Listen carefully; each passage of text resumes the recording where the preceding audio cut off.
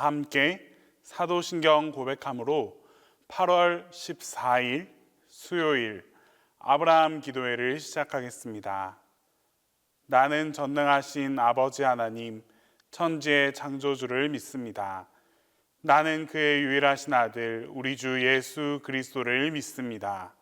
그는 성령으로 잉태되어 동정녀 마리아에게서 나시고 본디오 빌라도에게 고난을 받아 십자가에 못 박혀 죽으시고 장사된 지 사흘 만에 죽은 자 가운데서 다시 살아나셨으며 하늘에 오르시어 전능하신 아버지 하나님 우편에 앉아 계시다가 거기로부터 살아있는 자와 죽은 자를 심판하러 오십니다. 나는 성령을 믿으며 거룩한 공교회와 성도의 교제와 죄를 용서받는 것과 몸의 부활과 영생을 믿습니다.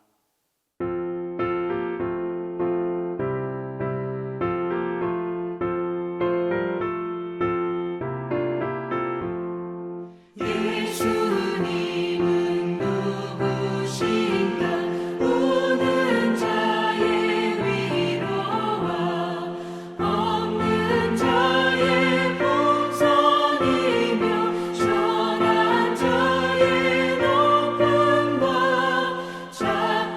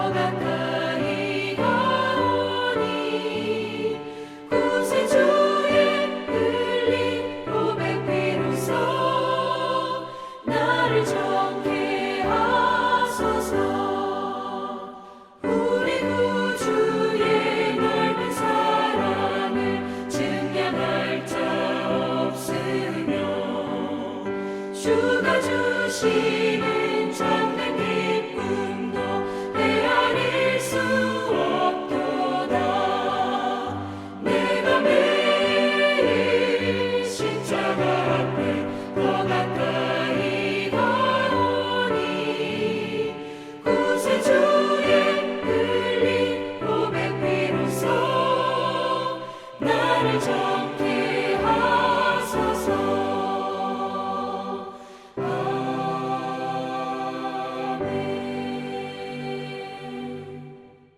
자녀를 위한 기도를 다 함께 하겠습니다.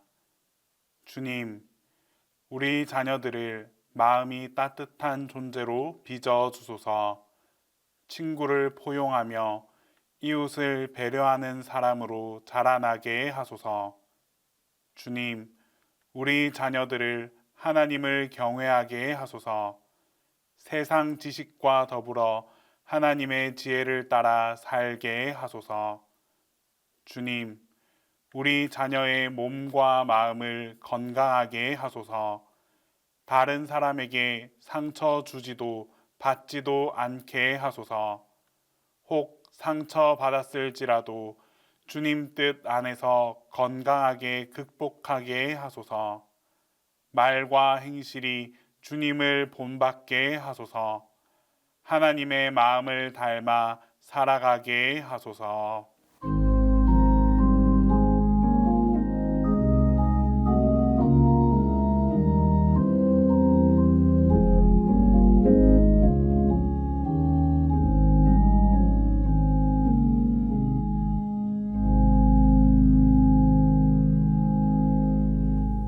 오늘 우리에게 주시는 하나님 말씀은 창세기 24장 10절에서 16절 전반절입니다.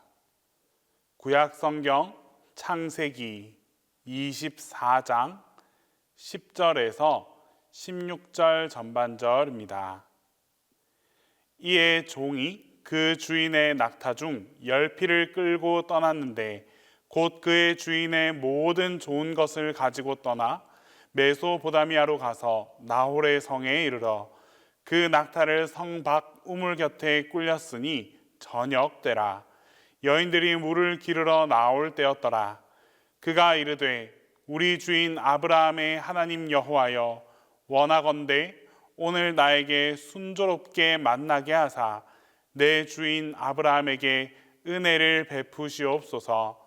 성중 사람의 딸들이 물 기르러 나오겠사오니 내가 우물 곁에 서 있다가 한 소녀에게 이르기를 청하건대 너는 물동이를 기울여 나로 마시게 하라 하리니 그의 대답이 마시라. 내가 당신의 낙타에게도 마시게 하리라 하면 그는 주께서 주의 종 이삭을 위하여 정하신 자라. 이로 말미암아 주께서 내 주인에게 은혜 베푸심을 내가 알겠나이다. 말을 마치기도 전에 리브가가 물동이를 어깨에 메고 나오니 그는 아브라함의 동생 나홀의 아내 밀가의 아들 부두엘의 소생이라. 그 소녀는 보기에 심히 아리답고 지금까지 남자가 가까이 하지 아니한 처녀더라. 우리가 신앙생활을 하다 보면 성경이 구체적으로 가르치지 않는 상황과 환경을 마주할 때가 있습니다. 모든 것이 성경에서 답을 구할 수 있으면 좋겠지만 예외적인 상황을 마주했을 때 하나님의 뜻을 확실히 알고 행동하는 것은 생각처럼 쉽지 않습니다. 하나님의 뜻을 구하기 위해 기도는 하지만 사실 기도의 응답이라는 것도 애매모호할 때가 많이 있습니다. 기도하는 가운데 문득 떠오르는 생각이 하나님의 뜻인지 자신의 생각인지를 정확히 분별하는 것이 참으로 어렵기 때문입니다. 그래서 많은 경우에 자신의 생각을 하나님의 뜻으로 착각하고 밀어붙이다가 낭패를 겪는 경우도 종종 있습니다. 때문에 하나님의 뜻을 놓고 기도를 하면서도 확신이 서지 않아서 갈등을 겪게 되는 것입니다. 오늘 본문을 보면 지금 아브라함의 종도 막막하고 막연함 가운데서 이삭의 아내 될 여자를 찾고 있습니다. 그는 일단 나홀성 가까이까지 와서는 우물을 찾아갑니다. 그리고 그곳에서 하나님께 기도합니다. 우물에 물을 길러오는 여인 중에 물을 달라고 청할 터이니 그 요청을 할 때 자신뿐 아니라 낙타에게도 흔쾌히 물을 떠다주는 소녀를 하나님께서 준비한 이삭의 배필로 판단하겠다고 말하고 있습니다. 그의 기도는 일방적인 데다가 거의 도박에 가깝게 느껴질 만큼 무모하게 보입니다. 우리도 살아가면서 이런 종류의 기도를 드린다면 과연 하나님께서 들어주실까 하는 의문이 생기는 기도입니다. 그러나 이 종의 기도는 도박이나 하나님을 시험하는 그런 기도가 아니었습니다. 어느 날 문득 떠오르는 그런 생각으로 가벼이 기도를 드린 것이 아닙니다. 그는 지금까지 하나님의 인도하심을 계속적으로 받아왔습니다. 그가 나홀성에게까지 온 것은 친족 가운데서 이삭의 아내를 고르라라는 주인의 확실한 명령이 있었기에 그 명령에 근거한 하나님의 인도하심을 따라온 것입니다. 그러나 이제부터는 모든 구체적인 말씀이 다 주어지지 않았습니다. 그는 하나님의 인도를 계속해서 받으려는 의미에서 하나님의 뜻을 묻고 있는 것입니다. 그런데 그 기도의 내용을 보면 적어도 그는 하나님의 마음을 읽고 있었습니다. 적어도 하나님의 유업을 이어갈 그런 가정의 여자가 될 사람이라면 어떤 자격을 갖추어야 하는지 이미 알고 있었습니다. 나그네를 극진히 대접하는 것은 할례 언약을 맺은 하나님의 백성들의 가장 큰 특징이라는 것을 알았던 것입니다. 이러한 생각은 그가 계속해서 하나님의 인도하심을 받아왔기에 가능했던 것입니다. 평소 하나님의 인도하심을 받지 못한 사람들은 하나님의 그 세미한 음성을 들을 수 있는 귀가 열리지 않습니다. 하나님의 인도하심을 받는다는 것은 일상 가운데서 들려지는 그 하나님의 음성을 듣고 그분의 뜻이 무엇인지 알아내는 것입니다. 그런데 이게 훈련이 되지 않으면 자신의 주변에서 들리는 소리들이 그저 하나의 소음으로만 들리게 됩니다. 아브라함의 종이 우물에서 하나님의 뜻을 구하고자 한 데에는 다 이유가 있었습니다. 그 사회에서 이 우물이란 부락을 이루는 필수 요소로서 그곳을 중심으로 해서 사람들의 일상이 이루어졌고 또 많은 여인들에 대한 정보를 얻을 수 있는 장소가 바로 우물이었습니다. 우물은 사람들과 부딪히며 평범하게 살아가는 그 일상의 삶을 상징하는 장소였습니다. 특정한 상황에서 하나님의 뜻을 구함에도 불구하고 그 분명히 하나님께서 보여주시지 않는다면 그것은 우리가 평상시에 하나님의 인도하심을 받지 않았기 때문입니다. 일상 가운데서 들리는 그 주님의 세미한 음성을 무시하거나 외면한 채 살아온 결과입니다. 지금 아브라함의 종이 우물가에서 하나님의 뜻을 구하는 기도, 바로 이 기도는 특정한 상황에서 우리 모두에게 적용될 수 있는 기도입니다. 중요한 사실은 우리가 평상시 일상에서 하나님의 세밀한 음성을 들으려고 그분의 인도하심을 받고 살아가고 있느냐 아니면 그렇지 못하느냐 하는 것입니다. 하나님의 뜻은 결코 특별한 순간에만 전해지는 것이 아닙니다. 아주 사소하고 평범한 속에서도 끊임없이 우리에게 전달되는 것이 하나님의 뜻입니다. 때문에 우리는 일상에서부터 하나님의 음성을 듣기 위해 노력하고 훈련되어야 합니다. 아브라함의 종이 하나님의 뜻을 깨달을 수 있었던 것도 결국 특별한 명령을 일상 가운데서 얻은 지혜로 다가섰기 때문입니다. 그 상황 속에서 끊임없이 그 문제에 대한 답만 바라보려고 했다가는 결코 하나님의 뜻을 발견하지 못했을 것입니다. 평소에 끊임없이 하나님의 뜻을 깨닫기 위해서 노력했고, 적어도 그 특별한 순간에 하나님이라면 이렇게 생각하셨을 것이라는 자기 자신의 그 기준을 갖고 있었기 때문에 가장 현명한 답을 찾아갈 수 있었습니다. 이제 우리도 일상 속에서부터 훈련되어야 합니다. 끊임없이 하나님의 뜻을 깨닫기 위해 노력해야 하고 또한 기도할 수 있어야 합니다. 그렇게 훈련이 반복되고 하나님의 음성이 쌓이다 보면 어느샌가 나 또한 하나님의 생각과 비슷한 생각을 할 수 있게 될 것입니다. 나 자신이 하나님의 생각과 닮아가게 되고 내 판단이 하나님의 판단과 동일시될 때 우리는 점차 하나님의 자녀로 거듭날 수 있습니다. 하나님께서는 당신의 뜻과 닮아가기 위해 힘써 노력하는 여러분을, 당신과 같은 생각과 판단을 할 수 있는 여러분을 바라보시며 가장 기뻐하십니다. 그리고 그 뜻을 통하여 함께 성취해 나갈 때 우리에게 크신 축복과 은혜를 통해 함께해 주실 것입니다. 기도하겠습니다. 이 시간 첫 번째로 기도할 때에 일상 속에서 하나님의 뜻을 발견할 수 있게 해달라고 기도하겠습니다. 두 번째로 우리 대한민국이 더욱 부강한 나라가 되게 해달라고 함께 기도하겠습니다. 끝으로 우리 동신교회와 담임 목사님을 위해서 이 시간 함께 기도하겠습니다. 우리에게 지혜를 더해 주시는 하나님 아버지, 하나님의 뜻을 쫓아 살아가고자 노력하지만 때로는 도저히 하나님의 뜻을 헤아릴 수 없어 막막할 때가 있습니다.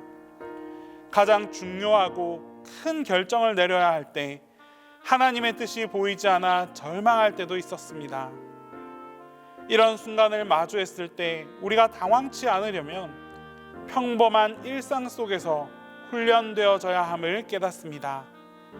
작은 일이라 할지라도 하나님의 뜻을 헤아릴 수 있도록 기도하게 하시고 일상 속에서 일어나는 모든 상황 속에서 하나님의 뜻을 발견하기 위해 노력하게 하옵소서. 그리하여 평소의 삶을 통해 쌓여진 하나님의 지혜와 성품을 통해 주님께서 침묵하시는 바로 그 순간에도 하나님께서 가장 원하시는 방향으로 나아갈 수 있는 우리 모두가 되게 하여 주시옵소서. 하나님의 뜻을 발견하고 나아가는 우리 모두에게 가장 선하고 아름다운 길로 인도하여 주시옵소서. 주님, 내일은 광복절입니다. 하나님께서 이 나라를 돌보아 주시고 지켜주셔서 주권을 회복함은 물론 오늘날의 대한민국이 있을 수 있도록 인도해 주셨습니다. 하지만 우리의 탐욕과 갈등으로 인해 분단이라는 아픔을 겪으며 살아가고 있습니다. 주님, 이 나라 대한민국을 긍휼히 여겨 주시옵소서. 다시 한번 대한민국을 사랑해 주시고 이 나라 가운데 역사해 주셔서 분단된 조국이 하나 되게 하시고 화합과 일치를 통해 더욱 부강한 나라가 되게 하여 주시옵소서.